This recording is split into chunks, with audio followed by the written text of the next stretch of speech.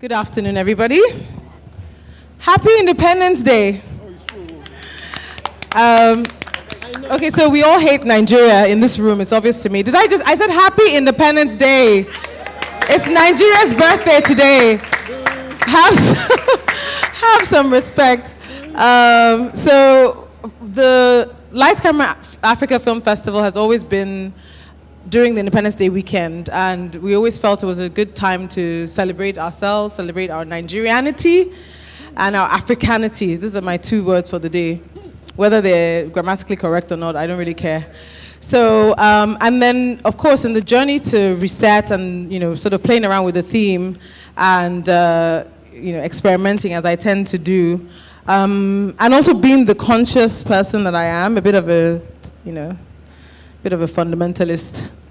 I thought that we should use this wonderful event and all the fun we're having, and I feel that change starts somewhere, and whilst we may be very frustrated about whether or not your voice is loud enough, it's unacceptable to stay silent. I think we all agree. So at least say what you feel. And so the question that we put out on social media, for some of you who obviously are following us, was that if there was one thing you could reset about Nigeria, what would it be? We asked people to keep it to one thing, because of course the tendency to rant is there with most of us. But if we had to drill it down to one thing, what would it be? And so we want to discuss some of those things. And I think every one of us had a response to that. And it would be nice to also hear from you to also discuss some of the things we found online. Some of the responses some were very bizarre. Some were very bizarre, some were very angry, some were impractical, some were practical, but they were views nonetheless, and we can all discuss them. And I guess wherever you hear a view that sounds maybe like yours, you can weigh in, and then maybe you can also offer solutions as to how we can actually take those steps forward. So without further ado, I'm going to just ask the panel to start with the one thing that they would reset. If you do have anything that you'd like to share, please point out to any of the ushers so that at the end of our own discussions, you can weigh in as well and add. I mean, even though you're not sitting up here, it's a town hall, and we're all on this panel together. So thank you. So Larry Shashere, Emeka Kiazo, Aduke Gomez, I'd like to introduce them, and Debola Williams, who is literally dressed as the Nigerian flag today. So he loves Nigeria so much that he's decided to wear a green hat and not his uniform red, those of you who know him. So Nigeria must be very important. So maybe we'll start with you, Debola. What would you reset about Nigeria? If you could reset one thing, what would it be? Good afternoon, everyone, and happy independence again from me to all of you. If I had to reset one thing about Nigeria, it would be how Nigerians think, view, and treat Nigeria.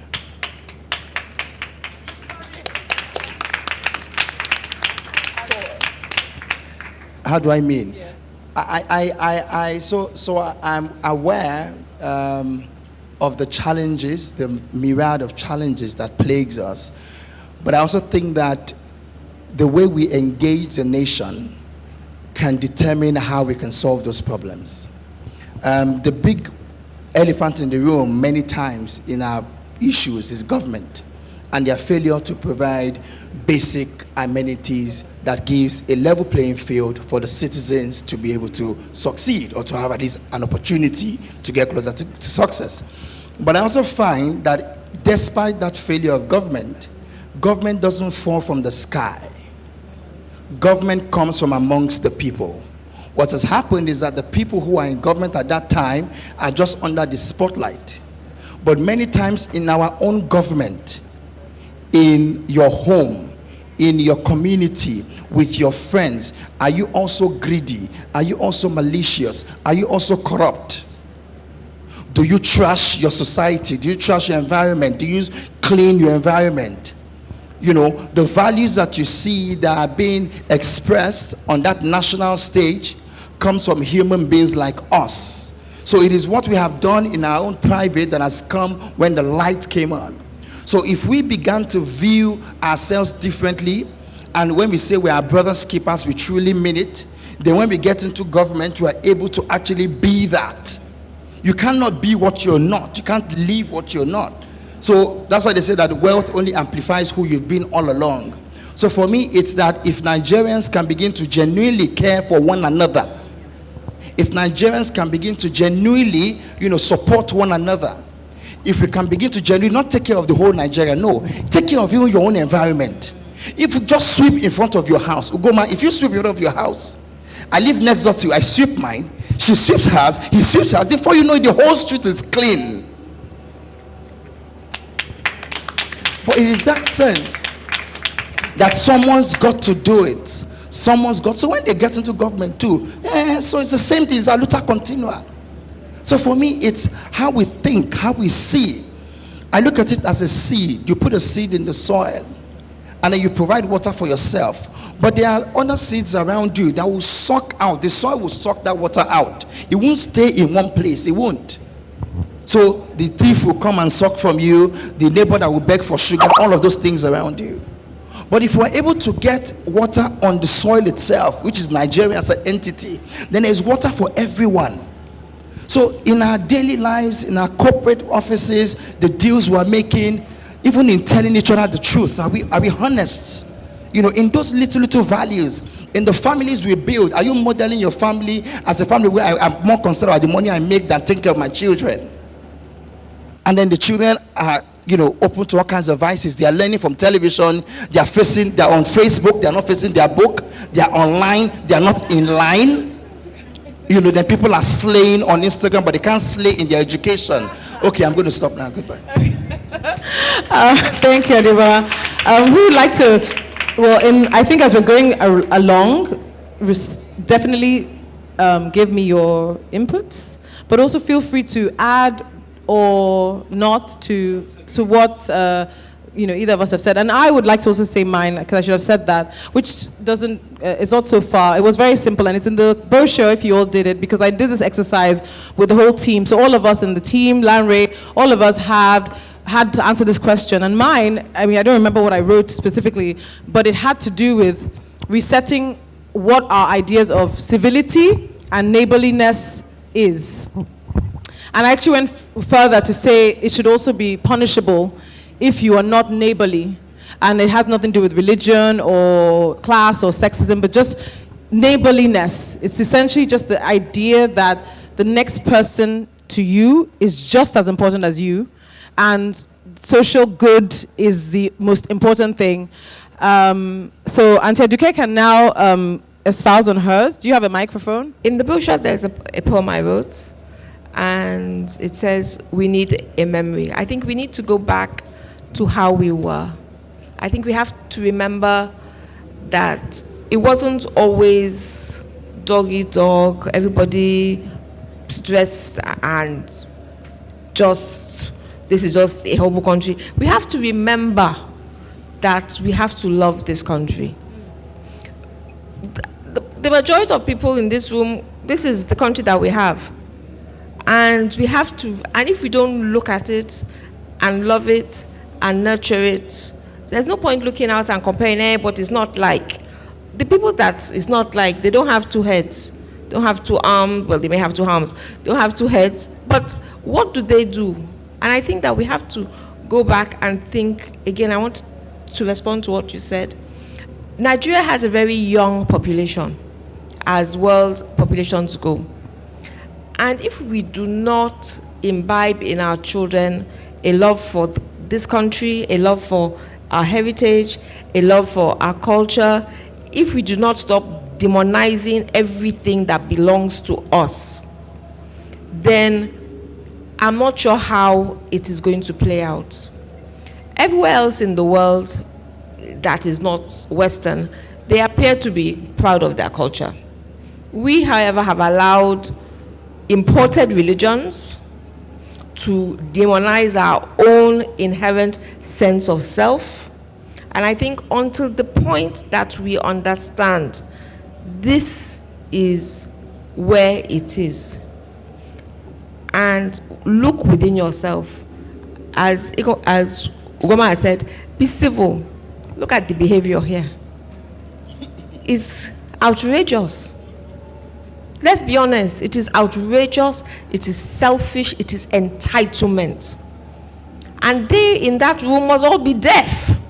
Because if we can hear them, I cannot imagine what it must be like there. And you cannot feel that because you are doing something, everybody else should suffer. And to reset, what are we to reset? Learn to love each other as you would like to be loved. Teach your children what they need to be taught about your culture, your heritage, and your history. Thank you. Now, you asked for a question. What would you like to reset? Okay. We know what the problems are. I don't think there's any question that we know what they are, but the thing is, what was the cause of the problems? Nobody can actually tell you, but I can just give you a few clues here that maybe it will help us. What has caused the problem? The problems of a lot of the institutional failures that we have that have caused us to seek a reset. Now, let's look at governance. One of the biggest mistakes, one thing I would reset was the biggest mistake was centralizing governance in the center. You know, that centralization of governance, because there is no single, because look, let's stop all this false, selfish, deluded rhetoric of, oh, Hausa we're chopping all the money, we are carrying them. Oh, Igbo are thieves. Oh, Yoruba are lazy. Look, all the regions, the northern region, right, by 1966, by 1960, 31.5 million from tin per annum, tin from the north. It exceeded the palm produce. We became lazy. As far as we're concerned, oil was coming, so we didn't need to try. And the thing is that oil tried for us, so at every time when our economy was about to collapse, somebody will perform, as Fela would say, they will do one activity somewhere, and then the price of oil will go up, and then suddenly all the mistakes that we are going to finally pay for, we are fine, you know, and then eventually we now develop the mindset of, please allow me to quote the great sage Davido, Omo Babolo. As far as we're concerned, we developed a sense of self that we did not deserve. We developed a sense of entitlement that was not ours. Look, anybody who wants to know about oil, go and read Anthony Sampson's 7 Sisters, right? So I would reset one thing, the centralization of her, because the West was doing extremely well. The Eastern region was doing extremely well. The North was doing very, very well. Even Lagos was doing well as a small part, because Lagos was an independent, it was a federal territory. Even though several times the West wanted it to be, but it was still a federal territory. It was doing very well. So there was a lot of development. Yes, we're having economic problems in the 60s. Don't kid yourself. It wasn't just a good old, there were economic problems. But the point is this, right? There was at least a clear path. There were the minds that were actually believed in the project. Because you say, let us love Nigeria. I would differ with you. Because I think Nigeria, if Nigeria is led properly, because Nigerians are easily led, though. Don't kid yourself. Nigerians are actually easily led. If they see you as a leader, that you actually genuinely have taken a path, right, the right path, a selfless path, and there are returns, even if life is hard, Nigerians will follow you. What has killed us is when Nigerians believe, well, there's what the Germans call Weltschmerz, a world weariness. They are all thieves, Joe. Why should we bother? You know what I mean? So as far as they're concerned, it's about that silo. Buy a Jeep and drive on the potholes to your house. You let other people suffer. You are okay. Footage, buy a big generator in your house. As far as they're concerned, you are okay. You know what I mean? So I would reset the centralization of power. I would also, because that would be a snowball, because really we would have sunk or swum on the strength of our own hands in those silos that we had, that we seem to have that ethnic draw to, because as far as we're concerned, everybody to your own thanks, regardless of what people say in public. There are many people who are thinking, Joe, all these Igbo people say, oh, those Mbati people, and Wagambari. There are some people who think that, even though they come here and speak grammar. But the thing is that if the country gave you a sense of belonging, if there was a leadership, and look, let me tell you something. When you go to Lekki Express Road, ask any of those guys trying to survive and earn a living, selling plantain chips and banana. Are they quarreling? Do you think they have someone who's quarreling with Igbo man? They're trying to survive. If people have food, if there's a basic safety net, a socioeconomic safety net, at least you are sure that if you walk like this, you will get this back. The way that they even have in the Republic of Benin, they don't have a lot, but there's at least a minimum level of contentment that they have there, which we don't have. Yes, population is a factor, but also poor governance, which is a snowball effect of many years of mismanagement from 1966. I would risk those boys, those majors, you know, if I could turn back time, no matter how bad things were, with the political class. And yes, the political class were doing some very nasty things. I would at least, one way or another, we will still have found a way to muddle through, or at least work out how not to muddle through again together, but not this way. So I would reset that, first of all, that oil curse. I would reset that. I would reset the centralization of power. I would reset the coup culture, which obviously that meant destruction of institutions, because people stopped fearing. When you see all these politicians that we feared, all these big intelligent men who were at the National Assembly, you saw them either being shot like dogs or being disgraced, stripped to their pants, and running helter-skelter when one small 20-something-year-old major says, I hereby take over power. And then, that was the destruction of the institutional framework that is the bedrock of any society. It does not happen automatically. Even Great Britain, people are talking about, the Great British culture, this and that. I'm a student of British history. I'll tell you that the modern British state, that pride they have, is a creature of something like about 300 and something years. It has not been there from time immemorial. It was artificially created. It was done for the reason of creating a sense of nationhood, a sense of belonging, and a sense of pride. Don't kid yourself. Great Britain, meanwhile there's no empire. Meanwhile they still believe they're Great Britain. That's why they're mobilized. Now, so Nigeria has to do it for us. So the leadership has to do it for us. And today, where I will now agree with you is that the leadership actually starts with the followership at the ground level. What are you doing in your office? What are you doing in your office? What are you doing running your own business? How are you running it? When you are owing yourself 3 months' salary, meanwhile you have bought a new car. Think about it. So that's the research. In response to the question that Ugoma said to everyone, I think, and you said, you used the word entitlement, and you did as well, and that's what I said. I would reset the sectionalism, this evil, this vicious sectionalism that breeds a sense of entitlement that we all have. And again, we, in so many different ways, you were referring to what Debola said as abstract. I don't think it's abstract at all. And you also talked about governance as well. Who is government? We are the ones. I don't think that it's cultural for Yoruba people to be dirty. I don't think it's cultural for Igbo people to be thieves. I don't think it's cultural for Hausa people to be lazy. I don't understand how we came to be this way. And we really need, it's behavior. It's just bad behavior. We're just all badly behaved, all of us. And as you said, we are all responsible for it. So exactly, it's not even anything as grand as loving Nigeria. It's really just behaving properly. Do you notice that when you say please and thank you in Nigeria, people think you are stupid? And I really think that this is really at the core of it, behaving properly. All the people in government who don't do that, who do whatever it is, they're corrupt or what have you, it's just because it's easy. It's been easy to do it for so long because we're all so badly behaved. Perhaps, why is that? There are structural reasons. There are big, long-held structural reasons for this. Slavery, palm oil, and the crude oil. And I think the sooner we wake up to the fact that we're really going down a bad road very fast. I'm not enthusiastic or optimistic about this country in 50 years, let me tell you today. If we don't realize that we're going down a bad road very, very fast, we've got another thing coming. And the other thing is that we've got about 15, 16 other countries in this region that depend on us. So I would like for you to think about that every day when you throw rubbish out on the street, when you cut someone off in traffic, etc. There are millions of other people who depend on this country, who depend on our economy, and if we continue in the way that we are going, it will be very ugly for your children, for your beautiful children. Thank you, Larry. Adebola, you want to say something? So I'd love, as we're going back, I don't know how much time we have, Lala, but yeah. So it sounds to me like we've pretty much said different variations of the same thing. Emeka has been a bit more specific, and the whole idea, and so maybe if we have anyone in the audience who has any sort of comments, additions to the structure of government, because I think that has had its externalities. But then I think, yes, from a very basic level, and one thing I wanted to just thank you for saying was about the things that tie us really, and I know that politicians and some of us badly behaved Nigerians, especially the ones who are most privileged and use their privilege for bad, like to tell lies about these differences and over exaggerate the differences. And I honestly don't understand it. I agree with Larry. I do not agree that, people often say to me, you're not Igbo enough.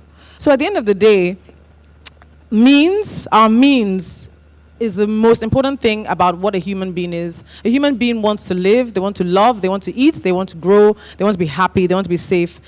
The human being in general does not see differences. And it's important, I think, for a reset, especially for those of us who are educated, to always point it out. Because again, a lot of our staff like to do that. They like to say that, or Moibo, this and that. And we have to stop them there because it's not true. We have so much more that binds us than divides us, not just as Nigerians, but as human beings. And it's important to immediately stop those conversations about division, because that's a problem. Because an unintelligent and unfertilized mind is a really terrible thing to sort of penetrate. And we, unfortunately, as Nigeria, are outnumbered. There are more people who don't think things through. There are more people who are who are incitable.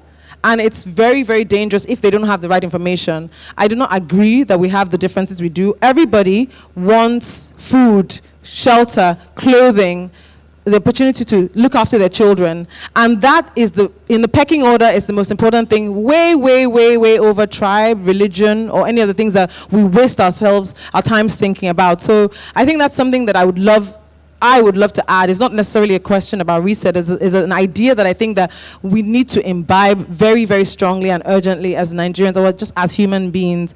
And I think Independence Day is a great day to do that.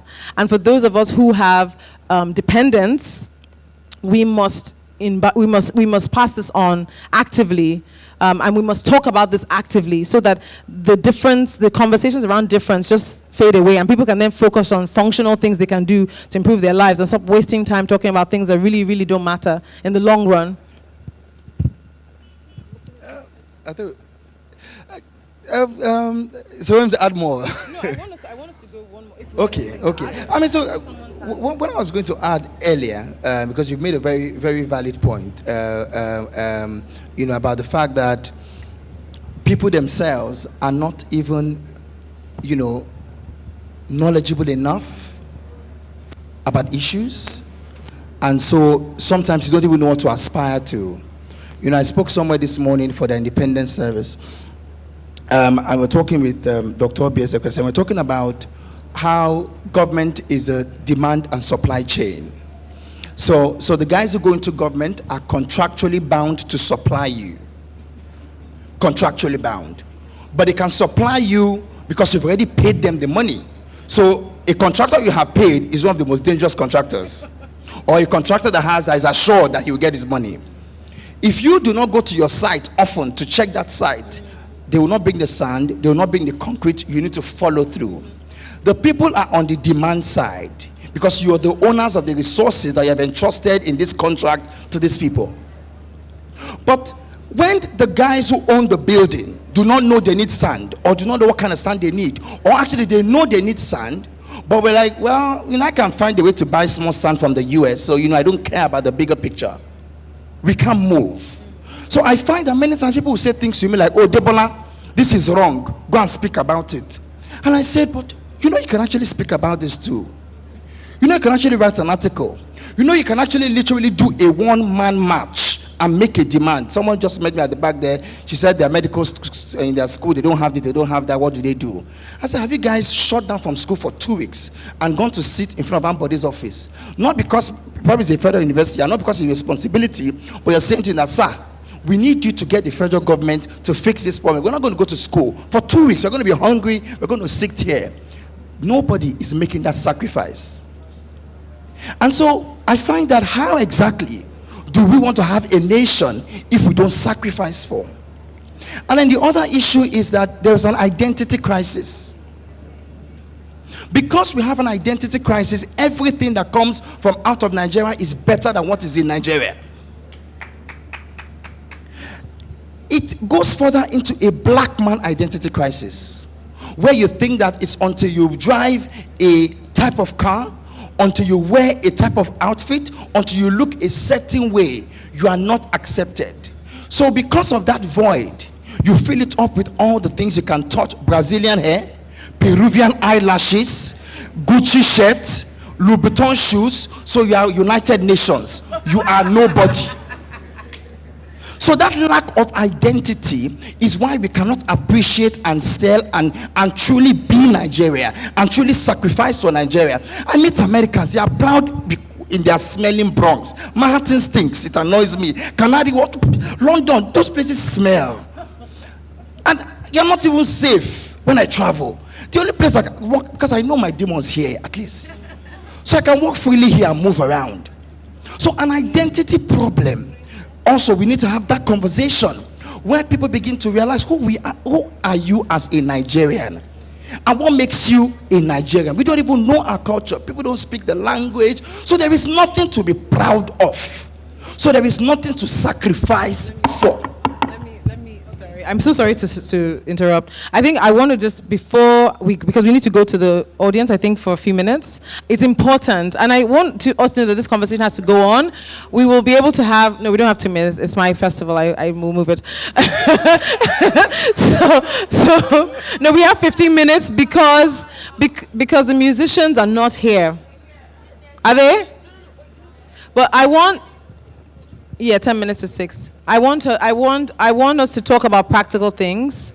So for Auntie Adegoke and Ed and Emeka, before we go, and Larry, let's talk about practical things. We've espoused. Yes, can we talk about what can we do? What are the immediate things we can do now? Buy a book for your kid and read it to the kid. Our children don't read, and we don't read to them. How are they ever going to learn? And we take reading for granted and buy them a book that is written by a Nigerian about things. I mean, we grew up, I'd never been to a village before in my life. I'm a Lagos girl, but I remember reading The Potter's Wheel at 12. But I mean, okay, a rural village. But I mean, at 11, 12, I read Potter's Wheel, and I had an idea about how the other side lives. If we said, buy a book that talks about Nigeria, not every day, I don't know, Sweet Valley High or whatever the new one is, because my daughter is old now, but get it, understand it. And I can beat you on, you're not Igbo enough, I'm not Nigerian enough. I'm told that so often, and it's wrong. So please. Just learn. I'll follow from. Just learn. I'll follow from you. You both started the ball running. Just try actually learn from each other and try and stop bullshitting, excuse my language, yourself and others about who you are. You see, let's start with false narratives. Yorubas are cowards. Okay, that's why they fought a war. Oyo was a great empire that conquered territories all the way from Ketu down almost to the north. Oh, those cowardly Yorubas. Oh, wow. They conquered people. They were great warriors. Ibadan stemmed the tide of the Fulani invasion. Oh, I didn't know they were. Oh, are they Yorubas? Oh, they are. Wow. How did they do that? Oh, Igbos are they only love money. They love money so much, but their whole life is about money. Meanwhile, the civilization of Igbo land, Nri, was against mercantilism, against bloodletting. These beads I wear on my hands, around my neck, are not just for fun. I'm another title holder. It's a very serious thing. It's a 1,000-year-old institution that abhorred mercantilism. The market, we watched Afi attack yesterday. Why were the women running the market? Because women in Igbo traditional society run markets, men farm, but not just for money, because you take a title to denude you of the power of dominating your society. The Idi, Obuefi, is so that you are virtually bankrupt, but people look after you. So that it was a society, the core society that abhorred mercantilism, abhorred consumerism. So go back and study. Or our houses are lazy. Meanwhile, you are eating tomatoes every day. When the Hausa people stop farming, you people nearly died. You are using veg food and tomato pep to cook stew. So who do you think was farming? And you're lazy, and they're lazy? Go to the north and go to the sun and farm from 6 o'clock till 5. Then tell me next time you see a hole, you will use your back and jump high jump. So please, false narratives. Thank you. False narratives. Please stop the BS. Stop bullshitting yourself and bullshitting others. Just learn, and Ed is a living testament of that. Every time I spend time with him, I learn. So that's just it. Learn about each other, learn about what has happened. We don't know enough about what has happened, so we don't understand what's happening to us today. So learning and behaving properly. Please and thank you. Who has any? We can't obviously have everyone's inputs Wow. I think I'm going to do this myself. I have to be partial, sorry. Okay. I really While do. you're saying this, I just have to say one thing. Yes. Igbo Ed's dad voted for Awo. My father voted for Zik. I think that says it all, and that's what we need to get back to. I'll be looking at anybody else? Thank you very much, everyone. Once again, my name is Ikma Musa. Everything that's been said is very, very good. Very, very. I heard the first man about sweeping your door, the other ones. You can sweep your floor every day. And me, I'll sweep, I'll come and put it in your house. If there's no system that tells me that what I'm doing is wrong and I can be punished for it. Look at a lot of creatives here. Who can pay creatives here? But there's no legal system that says that what this man is doing, many of these things that this history has here. There has to be something that says that whatever this man has done, he has to be paid well for it. Our legal system is not working. Somebody is arrested on Friday, he cannot be bailed on Saturday because the legal system is not working on Saturday. There's no system, there's no law that says that. There's no law that says everybody should be making noise. Every morning, I cannot sleep because the Muslims and the Christians, they are making noise. And they're not paying taxes. No, they're not. So they have to wake me up when I'm still sleeping. For God's sake, there's no law that says they should wake me up by their own time. Thank you very much. I want our comments to be very concise, please. Thank you. The usher, there's a man here in the cap here. Can you please make your comments very concise and introduce yourself very briefly, please? Good afternoon, everyone. My name is Dimlade. So everybody is saying that we have to learn. And I'm asking, like, where are the starting points of, okay, everybody here, we want to learn about history, want to learn about culture. Where do we start from?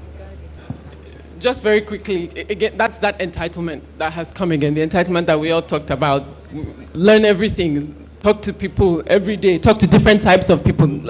Exactly, Google TerraCulture. There's a wealth of resources of information, and that's just it. We just find out. Exactly, your parents, your family. Go to the village.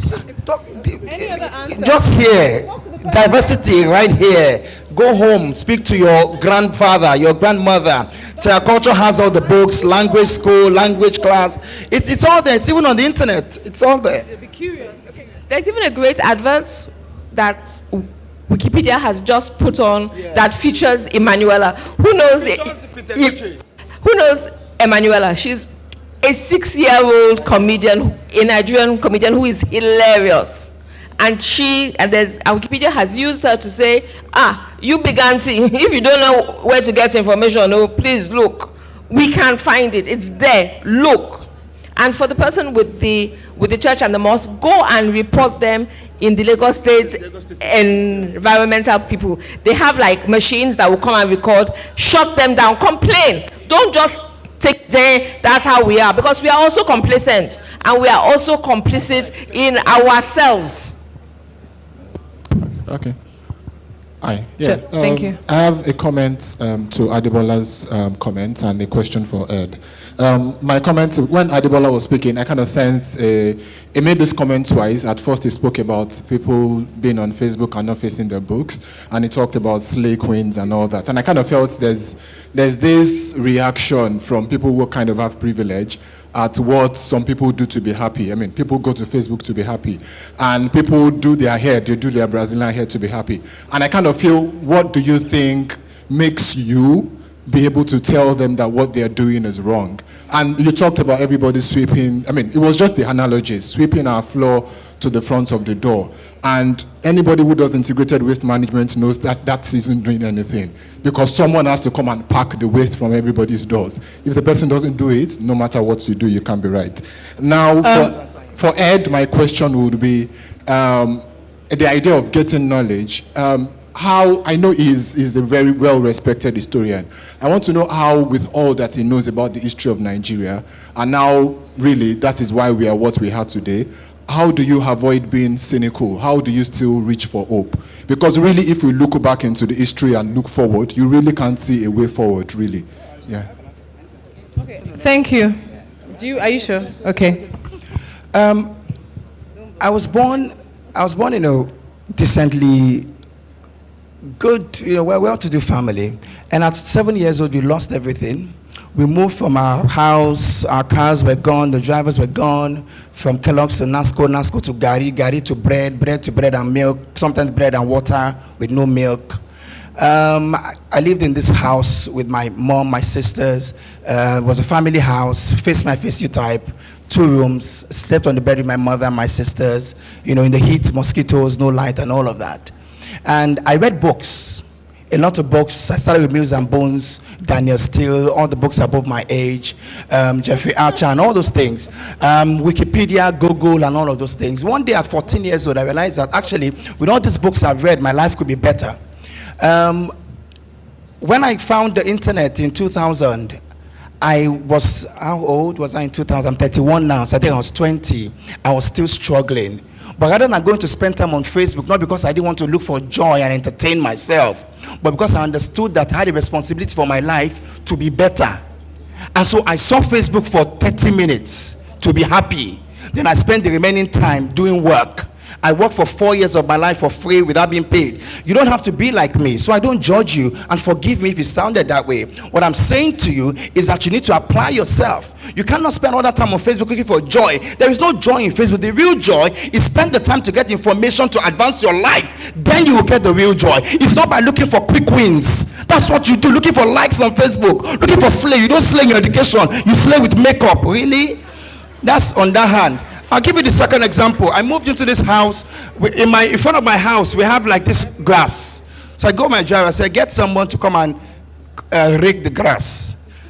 The guy comes, he rakes it, he packs it, and he takes it away. Okay, sweep your front, pack it, take it to Loma. Stop being entitled. So you pack it, you leave it there for who? It's an entitlement answer question. And then Uncle Lawyer.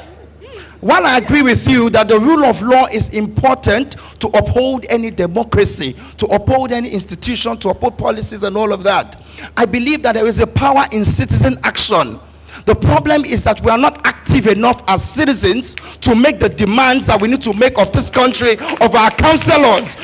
Uncle Rule of Law, what's your council? The name of your councillor, please, can you tell me? What's the name of your chairman? Councillor, chairman, governors, your House of Rep members, your House of Assembly members. Do you write them letters? Do you call them? Do you sit in their office? We need to make those demands. I agree with you that we need the rule of law, but I'm saying that the highest office in the land is the office of the citizen, and we the people need to come together and rise, and it is by us doing it individually, and others will join you. Thank you.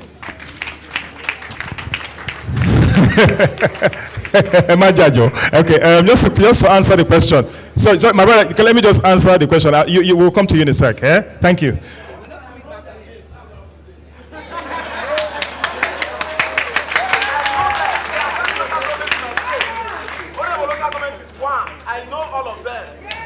Well done. Listen, I'm just saying that you are saying we should stand up. If I stand up now, say that all of us, I know that nobody will follow me. You will not follow me. Okay, your point is made. Okay, let me respond to this gentleman. Yeah. Let me respond to the gentleman. Why am I not cynical? I am cynical.